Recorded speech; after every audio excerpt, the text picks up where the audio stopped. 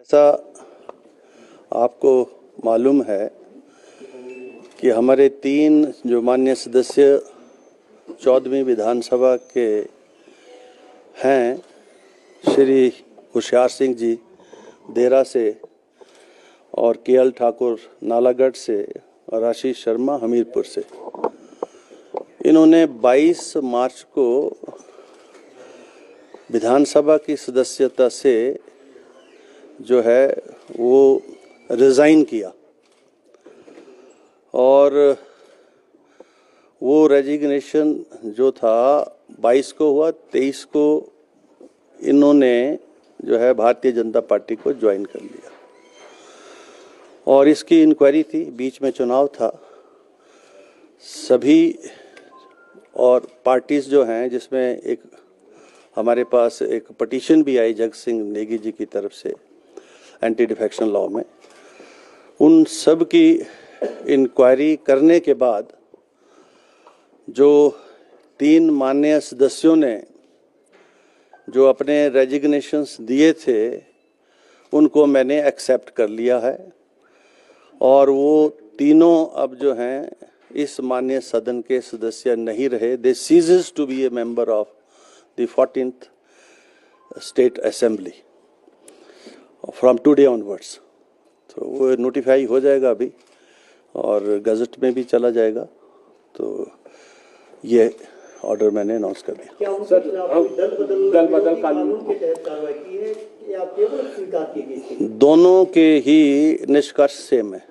अगर आप रिजाइन कर रहे हैं, खुद दे रहे हैं, मेरे पास भी आ रहे हैं, सेक्रेटरी के पास भी आ रहे हैं, तो उसकी जो वॉलंटियरनेस और जेन्युइननेस है वो तो असर्टन हो जाती है।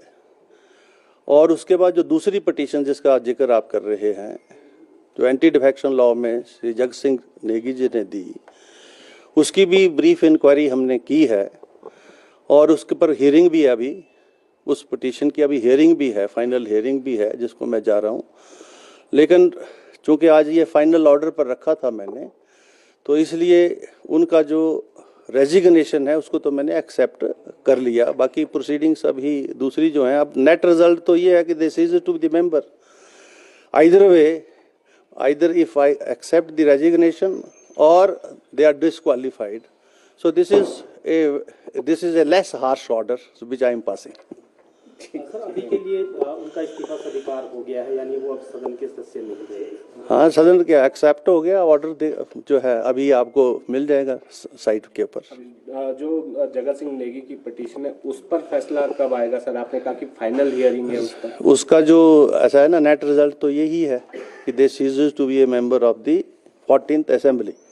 इस 14वीं असेंबली के वो सदस्य नहीं रहे, उनका चाहे आप रेजिग्नेशन एक्सेप्ट कर लो, चाहे उनको डिसक्वालीफाई कर दो। तो मैंने एक हार्श ऑर्डर नहीं पास किया है, बड़ा जो है लेस हार्श ऑर्डर पास किया। अब उसकी जो दूसरी पिटीशन है वो इनफ्रक्चुअस हो जाती है और जो इससे पेंडिंग मैटर्स जहाँ कहीं भी होंगे इस रिलेटेड इश्यूज से, वो सारे इनफ्रक्चुअस हो जाएंगे।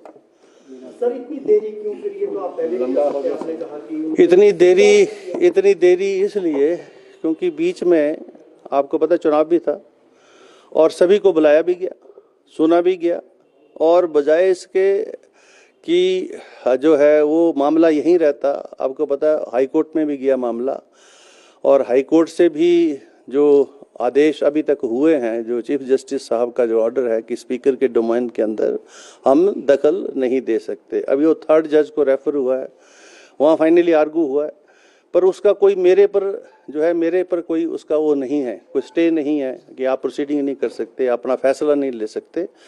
तो ये 2 महीने का समय जो है मिनिमम है, कुछ भी नहीं है, और इसमें इतना समय लगता है, टाइम भी देना पड़ता है, तो उस और जो रिकॉर्ड आया है उसको प्रोड्यूस भी करना पड़ता है। तो बड़ा डिटेल्ड ऑर्डर मैंने लिखा है, आप उसको देख लेंगे तो आपको खुद संतुष्टि हो जाएगी। धन्यवाद, थैंक यू।